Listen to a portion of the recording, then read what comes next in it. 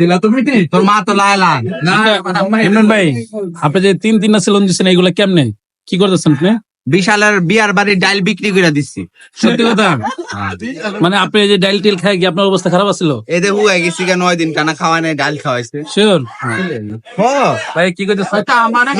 আমার একটা কথা 9 দিন ধরে মানে ডাল খাওয়াইতেছে, তার মানে কি একটা মানুষের বিয়া খাইতো গেলে 9 দিন আগে যায়? মিয়া তোমরা ক্যারেক্টার লুজ, এর লাগি তোমরা ডাল খাওয়াইছো। আরে ভাই এটা আবার কেমন কথা কইতাছে? এটা কোনো কথা? ব্যাপার কি? হ্যাঁ একটা মানুষের বিয়াতে গেলে 9 দিন আগে যায়?